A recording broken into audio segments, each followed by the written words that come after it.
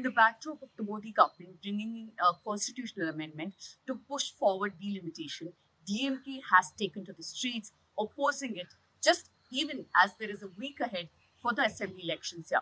We're going to be in conversation with Dayanidhi Maran, a former union minister and a sitting MP of the DMK, to understand what the strategy of the party will be to oppose this and most importantly, how they think Tamil Nadu and other southern states will lose out.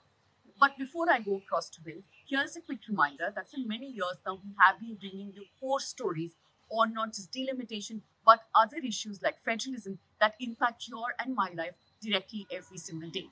If you want that kind of journalism, then do consider supporting us. You know what you have to do. Scan the QR code on your screen and contribute to the News Minute and News Laundry. Are you opposed to delimitation in principle? Or I'm opposed to the way it's being done, which is based on 2011 population census. See, basically, whenever the delimitation has come into force, the concern for southern states is that do not do it on the basis of population. Please have consensus. Talk to the elected representatives, the chief minister of every state, and find out what they want. It's not that we won't do it based on population. It is not going to be fair for us. It is going to be unfair because we followed when the union government said, please restrict the population. India is on a population boom. You have to have 2 children only. We followed the 2 children norms. Then they came back and said, follow the 1 child norm. We also follow the 1 child norm. Because we respected the law. Our population came under control.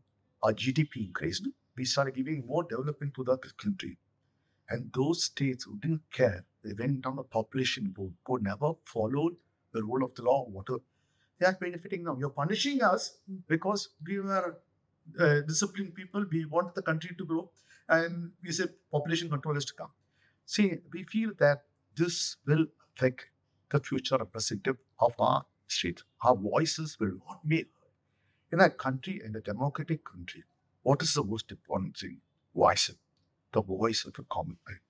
If the voice of the common man is not heard, maybe not directly, or through his elected representative, and the elected representative is being bulldozed to minuscule minority, and is no voice there. The majority of people are from North India, and they don't even relate to us, and they're going to overrule on everything, and we can't even pose anything. They are going to override us. What happens to the voice of people of Southern India? That is what BJP is doing. Modi wants to punish those people who don't vote for BJP, and they're trying to take away voice. I will feel that we will not let it go. That's what our chief minister, K. Stamsi, that we are against it. Don't do it on a population basis. Do it on a proportional basis so that our rights, the southern states can have a right. You should also have a right in electing the prime minister of the country. So any laws being passed, we need a 2/3 majority. We should be part of it. Today, the way you have brought it, the 2/3 majority need not belong to the southern states. The northern states can have a 2/3 majority and pass any law. Yeah. We are against imposition of Hindi. We don't want a third language. But tomorrow you can bring in a bill and say Hindi is compulsory. If you don't learn Hindi or write Hindi, you'll be punished or you'll be arrested. We have no voice. This is a draconian law. And what's did BJP make it as an election manifesto to bring in delimitation? You are now changing the goalposts as you go. Whenever you feel you failed countries in the economic growth. Whatever promises you promised is failed. You failed. When Trump bulldozed you, you failed. You never had the backbone to stand and say, Trump. All Trump said, I stopped the war. He refused. You said, you stopped the war. He said, no, I stopped the war. So he imposed tariff. What could he do? He couldn't do anything. So he distracted the people with others. Now, in a time when Iran and America are at war, when you should have taken the center stage and mediated for truce and peace, Pakistan took over. It's a great insult for India, who is supposed to be the kings of the relationship. You've given it to Pakistan to cover it up. You're creating delimitation. So you're saying this is a distraction from other international issues that India is facing? BJP does one thing perfectly, and RSS is a mastermind. Distraction. Always they distract. Delimitation was a distraction. GST, a distraction to cover demonetization. Yeah. Now, they are bringing delimitation. What is that? When major states are going for elections, why can't you wait for the election outcomes? the chief ministers may change. Don't they have the people's voice? Should it be heard? You don't want to listen to the people's voice. It's your master's voice. Whatever the RSS says, Nagpur says, you want to listen to it and you want to punish us. So, but interestingly, you're talking about the timing. So, I ask you this. It's coming right a week before Tamil Nadu goes to elections. Don't you think this could actually work against BJP and their allies here, DMK? See, they feel that they can distract. You feel that they are trying to disguise this bill, delimitation in the name of women's reservation. They will take, they want to say, oh, DMK is against women's reservation. We said, we are not against women's reservation. We are saying, implement women's reservation as and such and there is now. With the existing parliament number of seats, you give them equal representation, reduce the male representation and bring it. Why do you want to see if? Then let's bring in delimitation. So, idea is not women's reservation. Women's reservation will not come into act immediately. Even the bill is passed, it will not come into act. It has to wait for the delimitation process to take place. That will take another 5 years. So, literally, they have ensured that, oh, you see, we have brought the women's reservation bill. Opposition opposed it. Yeah, the champion is Mr. Modi. Is it in force? No. So this again, I'm saying that's the distraction. They want to bring in delimitation. That is it. Because they want to take our voices off, our rights off. And as I said, if this happens, the number of seat representative, UP goes from 80 to 140. What is this? Is it fair?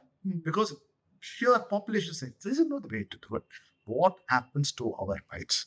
Can we oppose anything? Our voices have to be heard.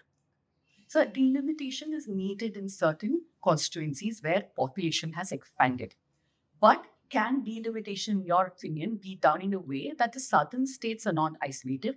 Like you said, the shares of the southern state, the voice is not taken away. But at the same time, people get equal representation.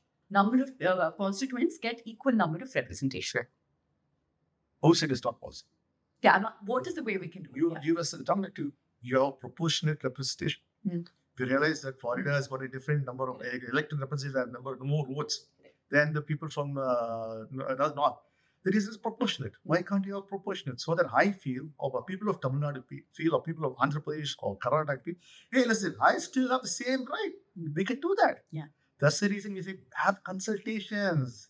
Why is that you don't want to have any consultation? None of you have been consulted even once. Any of the southern chief ministers, MPs, no consultation? No consultations. There was no Has he ever called for meeting for delimitation? What should he have done? You should have called them all to Delhi and discussing clearly. He has not done that. He is the dictator. The dictator thinks he can get away. And whatever is master's work, RSS said he is implementing. So last couple of questions. I know that you are busy. There is also this very important part where they're going to look at the assemblies. So it's not just your representation in parliament.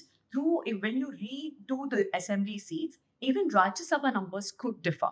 Is that another concern? Because not enough is being spoken about that. See, again, the devil is the DK. See, it's all done to ensure that they get more dominance in the Delhi, in the party. Even they increase the state seat, it will be more towards state. The same point, the same question.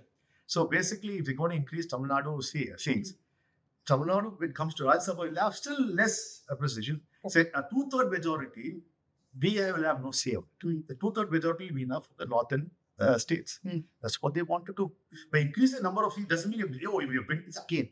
It's just giving a small sugar candy to us and say, oh, we are increasing it to you. But the sugar candy is a poison candy. Big sin. My last question, I know that you have planned a set of protests and all that. Numerically, BJP still can get this passed in both houses, including their current allies and then friendly parties, right? There are other parties like BJP, YSRCP who could go there. How do you plan to tackle this? See, problem is with BJP. BJP has got one strong ally. Sorry, 3 strong allies. We call them mice. Income tax, CBI, and enforcement.